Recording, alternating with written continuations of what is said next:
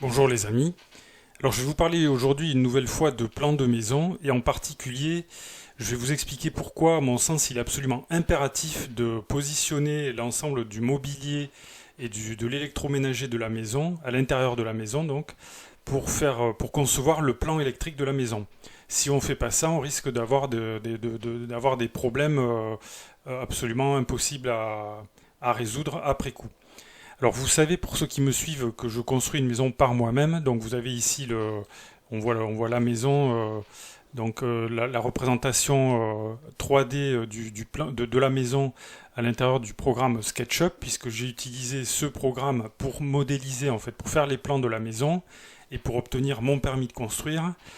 Puisque vous savez qu'il faut, pour obtenir le permis de construire, il faut absolument fournir des pièces, des documents qui vont montrer à la mairie donc les élévations extérieures de la maison, du bâtiment que vous voulez construire, puisque la mairie, elle veut savoir à quoi va ressembler votre bâtiment, donc il lui faut des plans, il lui faut des plans de l'extérieur, il lui faut un plan de coupe également pour connaître les élévations, ainsi qu'un plan de masse, mais la mairie elle ne se soucie pas du tout de savoir ce que vous allez faire à l'intérieur de votre maison, c'est un petit peu vous qui faites ce que vous voulez pour l'intérieur, personne ne viendra vous dire quoi que ce soit.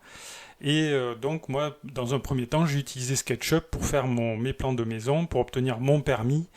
Et ça a marché, j'ai obtenu mon permis. Et aujourd'hui, donc la maison elle est construite, vous la voyez ici. Et j'en suis maintenant, donc la phase du gros œuvre, elle est terminée. Et maintenant, j'en suis arrivé à la phase donc du second œuvre. Donc je suis en train de préparer tout ce qui concerne l'intérieur de la maison. Donc pour faire le second œuvre, il y a énormément de choses à faire, et en particulier les cloisons, l'isolation des murs, tout ce qui concerne les réseaux électriques, je suis en train d'y travailler, mais aussi les réseaux d'eau, enfin tout ce qui concerne les finitions de l'intérieur de la maison.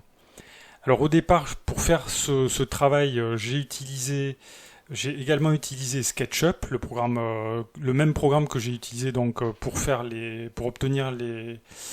dessins de la maison pour obtenir le permis de construire.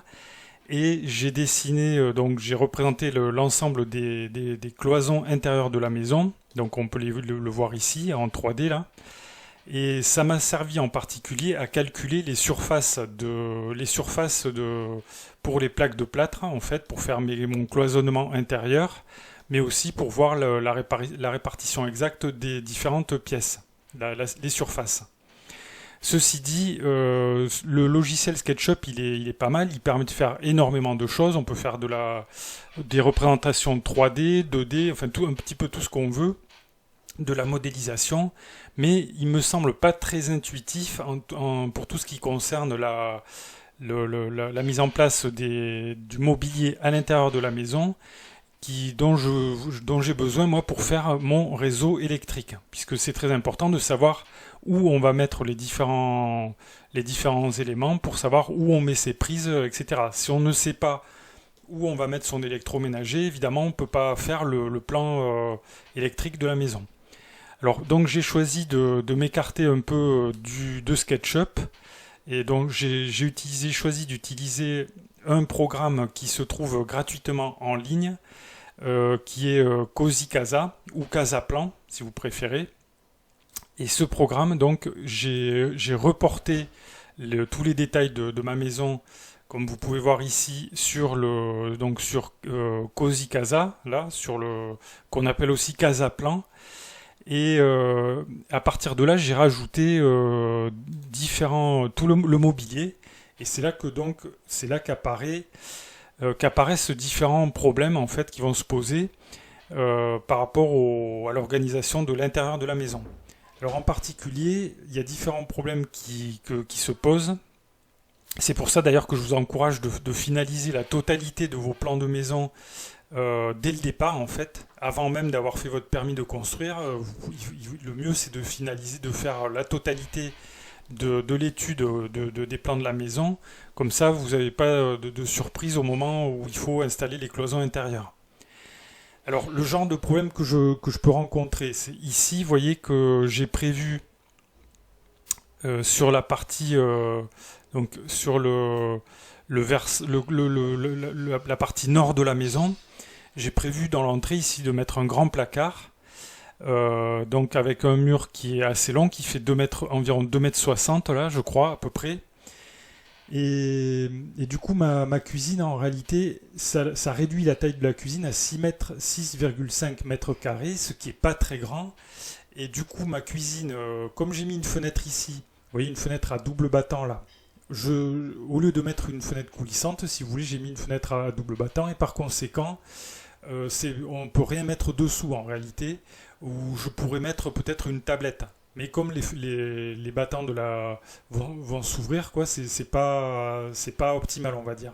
Et c'est pour ça que la plupart des gens mettent des fenêtres coulissantes dans la cuisine, quoi, pour pouvoir avoir un plan de travail dégagé. Donc, ayant cette contrainte, j'ai été obligé de faire une cuisine en L comme ça.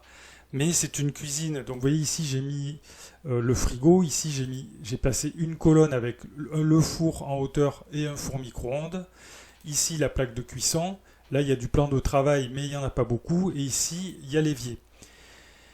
Mais alors, cette cuisine, elle me semble un petit peu petite. Et du coup, je ne sais pas en fait si je conserve ou pas ce grand placard dans l'entrée. C'est un placard double avec deux portes 2 fois 120 en fait. Donc, c'est un très grand placard. Je m'interroge, je me dis, bon, peut-être je pourrais supprimer ce placard et décaler ma cuisine ici vers la gauche, faire un mur peut-être un petit peu moins long ici, et comme ça j'aurai une cuisine un petit peu plus spacieuse, et sous la fenêtre ici je pourrais mettre une tablette comme ça avec des fauteuils un peu hauts, comme ça ce serait sympa pour déjeuner le matin. Mais vous voyez que là il va falloir que je me décide, parce que si je choisis cette option, donc je peux commencer à tracer mon réseau électrique, sachant que mon tableau électrique il va se trouver ici, à côté de la porte ici.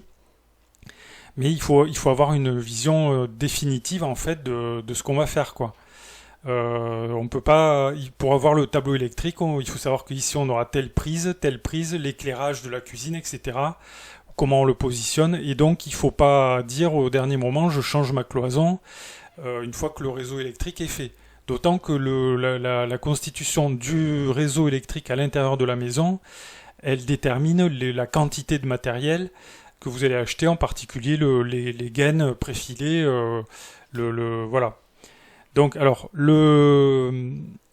autre problème que je rencontre, dont je me suis aperçu en positionnant mon mobilier, ici par exemple, donc dans la salle de bain, c'est pareil. Ici, vous voyez que j'ai mis un lavabo double vasque dans la salle de bain, donc, qui se trouve de ce côté. Mais aussi bien, je pourrais le mettre ailleurs, je pourrais le mettre là, par exemple, sur le mur d'en face, vous voyez. Mais dans ce cas-là, si je fais ça, évidemment, le plan électrique sera modifié, parce que je vais devoir mettre une prise, un éclairage, ce sera pas au même endroit, quoi. Alors, dans la salle de bain, c'est pareil, j'ai positionné, comme ça, un petit peu rapidement, la baignoire et une douche, mais ce sont des espaces pour lesquels vous savez qu'il n'y a pas de possibilités, ou il y a des possibilités très limitées en matière d'électricité. On peut mettre des spots, je crois des spots étanches, mais pas plus, hein, très peu de choses. On peut mettre très peu de choses dans ces espaces-là. Donc ça conditionne encore une fois la disposition de l'endroit où vous mettez votre baignoire ou votre douche, conditionne votre plan électrique. Alors on pourrait dire encore la même chose ici pour le cellier, puisque pour le cellier, j'aurai la possibilité, là, vous voyez, de ce grand placard de le supprimer, et ici de faire un placard plus raisonnable dans l'entrée. Mais si je fais ça, je me retrouverai avec mon tableau électrique dans ce petit placard d'entrée, qui serait pas mal peut-être. Alors dites-moi dans les commentaires ce que vous en pensez. Est-ce que vous garderiez ce grand placard de l'entrée, ou est-ce que vous mettriez plutôt un petit placard ici, sur le côté gauche de l'entrée là, pour poser les habits, et peut-être les chaussures aussi. Alors ce que je voulais rajouter, donc pour le cellier par exemple, moi vous voyez ici j'ai installé donc le chauffe-eau, j'ai installé une machine à laver et un sèche-linge. Peut-être je pourrais prévoir aussi des prises pour un congélateur par exemple. Et il faut également que je prévoie l'arrivée d'électricité pour la ventilation double flux. Vous voyez qu'il y a pas mal de choses à prendre en compte. Alors dernière chose, en ce qui concerne les chambres, pareil, en positionnant les lits, vous voyez que j'ai des chambres qui sont quand même de petites dimensions. Ici par exemple j'ai une chambre qui fait 8,70 m, donc à laquelle il faut rajouter un placard. J'ai voulu mettre des placards, vous voyez, dans chaque chambre, mais c'est pas une obligation, les placards, je peux les enlever, ou je peux les mettre différemment. Alors le problème qui se présente dans les chambres, c'est que par exemple pour ce lit, vous voyez, si je le mets ici contre le mur, il se trouve face à la fenêtre, ce qui suppose que je ne pourrai pas mettre de télévision face au lit, alors que si je positionne mon lit dans un sens différent, mettons que je le mette comme ceci, dans ce cas-là, bon là il se retrouve face au placard, vous voyez. Dans ce cas-là, le problème c'est qu'ici il n'y a pas assez de place pour circuler, quoi. C'est trop étroit. Ça veut dire que mon placard, il faut que je le change de place.